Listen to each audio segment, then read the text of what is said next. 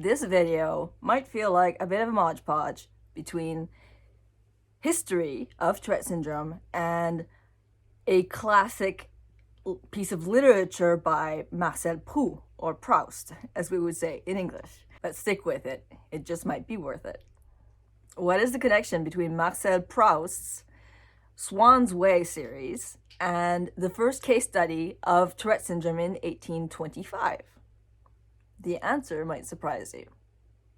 If you haven't read Swann's Way, you may actually want to do so after you see this video, because this is pretty interesting. So we're actually going to start with the Marquise de Dampièrre, or Madame D. Madame D was actually studied by Jean-Marc Gaspard Itard in 1825. He was a physician, and he was studying a condition that he recognized to be very different, that to be against the person's will. That was kind of like the concept of epilepsy that would just happen. Like that. Now, I do have Tourette syndrome for anyone who hasn't seen my videos before. So I relate to the topic of Madame D, who apparently they didn't know at the time or know what it was called at the time, but it was Tourette syndrome. So she would have involuntary outbursts. She was actually a noblewoman, which was noted in the file that it was out of her character and her education and her upbringing and her disposition. She was a kind woman. She was charitable. She was nothing like the kind of person, especially at the time where it was so taboo to swear. But she was saying cuss words, talking about words that would relate to excrement. They knew that it wasn't intentional, and they knew that it was against her ideals, and it was also known to not be something like dementia, or they knew that it wasn't an impairment like of her mind. They felt that it was something more or something different. So in 1885, this same noblewoman, Madame D, then known to be the Marquise de Dampièrre, was studied by Gilles de la Tourette himself. Actually, it was 1884 that he studied her, because the publication came out in 1885, but she passed away in 1884. Now, this lady, this amazing lady, was a source of confusion for a long time, because they felt, wow, like, who is this woman? Like, we keep looking for this Marquise de Dampièrre. Who is she? Like, where's the stories about her? They were told in the source books of the research papers by the doctors studying Tourette syndrome at the time that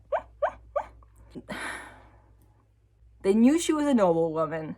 They knew from the source papers, but they didn't know much else. They knew stories of her being in courthouses, in aristocrat society, having a very noticeable difference, and a loud one that was noticed and remarked.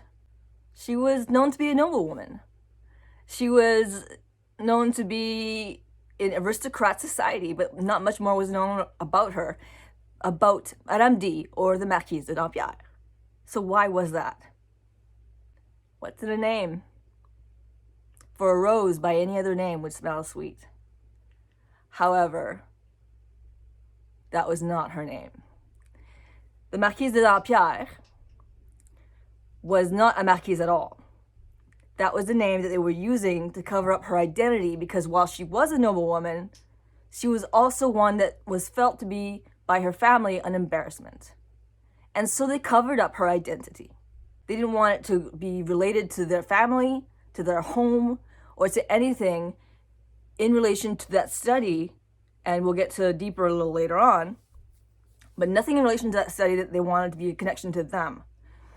The Marquise de Dampièrre, her real name was Countess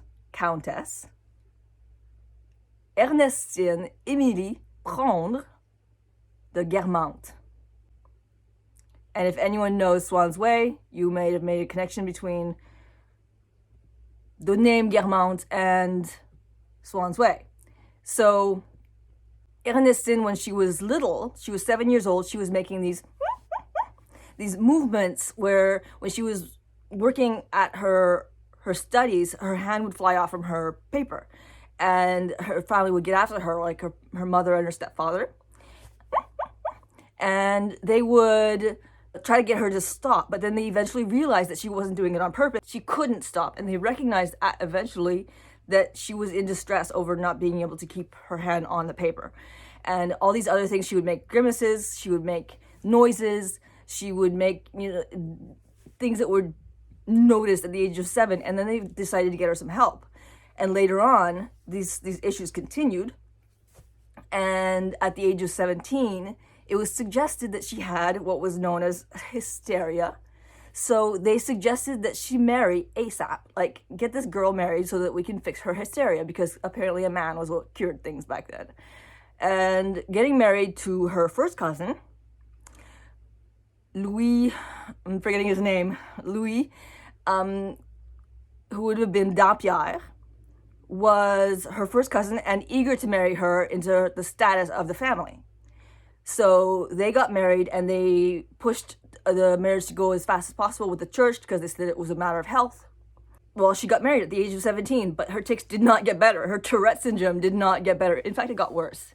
It exasperated her condition, probably because it was not like exactly the ideal marriage. She's marrying her cousin, someone who really didn't want to be marrying her technically. I mean, he liked the status, but he didn't like the noises. He didn't like the embarrassment. He liked having her shut up in the castle.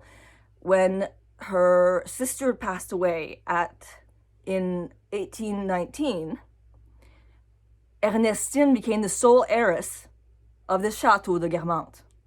So the Chateau de Guermante in Swann's Way, she lived there. This woman with Tourette syndrome lived there. Obviously, Swann's Way was based on real people, but it was a fictional story.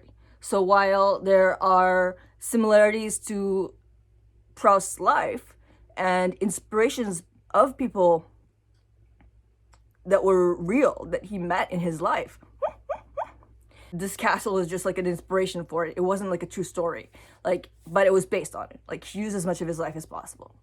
So going on from living in that castle, she later lived in another castle across the way that was smaller with her husband, cousin, that didn't cure her Tourette syndrome. And he passed away, and she survived him by 40 years. But during that time, in the later part of her life, she met Proust. So Proust was born in 1870, and he actually met her. He met the Countess, and I guess she left an impression, because as notes would indicate, he discussed with those at the castle, the people, her family that had survived her, and they didn't want her name anywhere. They said, please just let the name associated with the castle die. Let it die. Like, don't let anybody know. And if the person in question is alive, let it die before her. They were so embarrassed by her neurodivergence, by her differences that they couldn't understand that they buried her entire existence into a different name. So what's in a name? A rose by any other name would smell as sweet. In my opinion, I think that her name is sweeter. That was not her name. It was not her name. She deserved her name. She deserved for people to know her real name. And she was Ernestine. A right. It's her identity. If she had chosen something else, that would be her identity. But they shoved this on her because they were embarrassed. But the fact is that one of the greatest, most classic love stories in the last hundreds of years was about a woman with Tourette syndrome.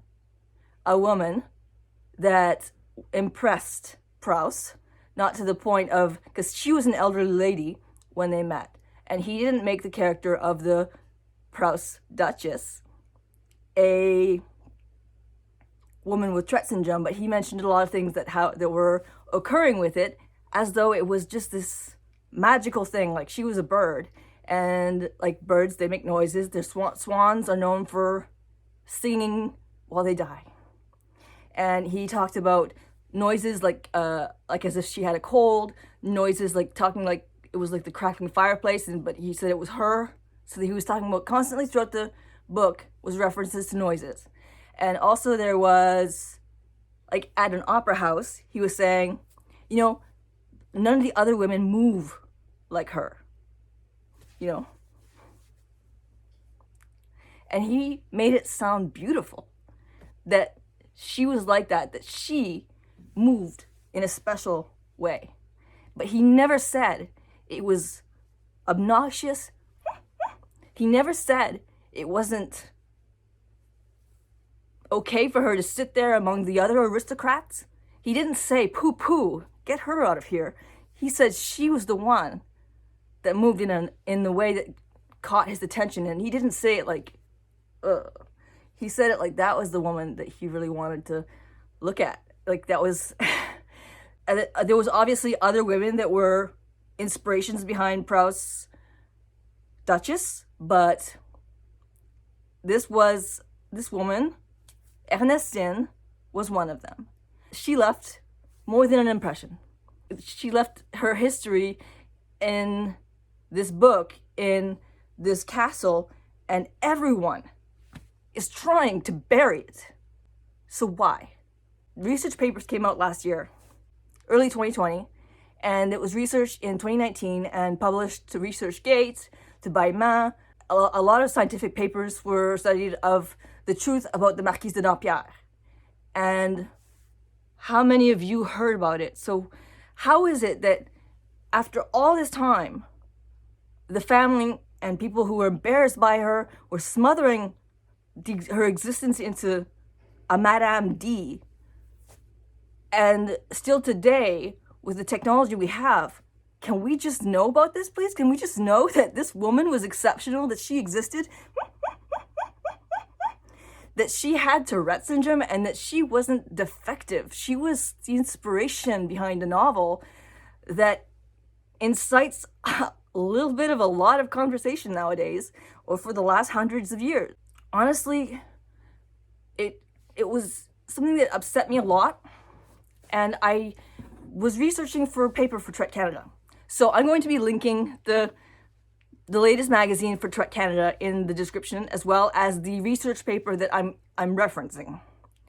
So the thing is, I found her genealogical tree. There was Ernestine, and there was the year she was born in 1800. All the dates matched. So I write to the person who the tree belongs to. And I said, and I saw the picture of a castle. And I said, is this the Chateau de Guermante?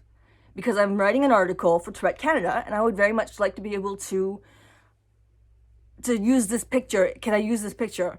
And then he replies, and he sends a picture of a different castle, and he says, nothing to do with us. Chateau de Guermante, nothing to do with us. He said it in French because we were conversing in French, but still. And then I said, thank you for your reply. However, do you know who is on your tree, the woman named Ernestine? And I said that if you don't, that this woman is an inspiration and to people with Tourette syndrome across the world. She was in studies related to a very stigmatized condition, which I didn't say what it was. But I said, if you're trying to bury it like maybe people did before because of embarrassment from it, I think that's a mistake. But if you don't know who she was a fantastic, intelligent woman. I admire her. So I said, if you have no idea who she is, I would be pleased to tell you about her. And they said, please tell us and link her profile. So I did. And after linking the sources that described how I knew what I knew, he replies with a link, with the same link. Next to it, he says, I updated the profile.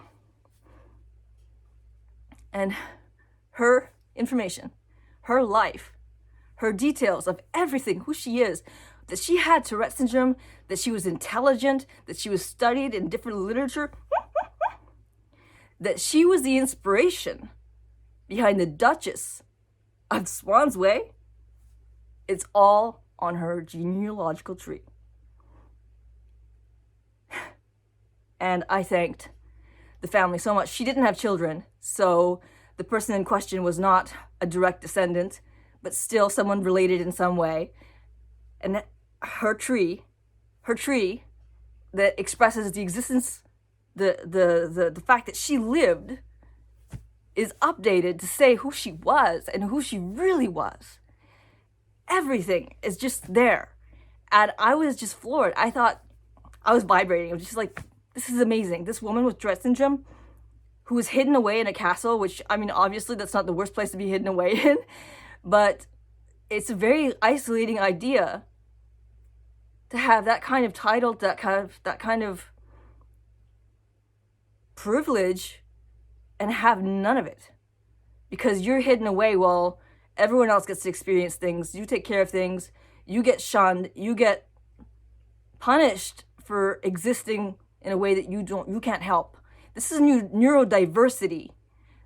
She was amazing. And she was a charitable woman. She was intelligent. She was kind. She was the kind of person that left an impression, so much so that Marcel Proust embedded her essence to history. And so she was more than just the Marquise de Dampièrre.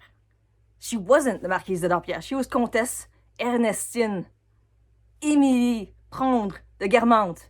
And she was the inspiration behind one of the greatest love stories of all time. So, like, that is not nothing. And if you are into Swann's Way and you're like, no, she couldn't have had Tourette syndrome. But no, it was just a book. It was not, it was a fictional book, but based on people. And he was very much impressed with this woman. And so am I.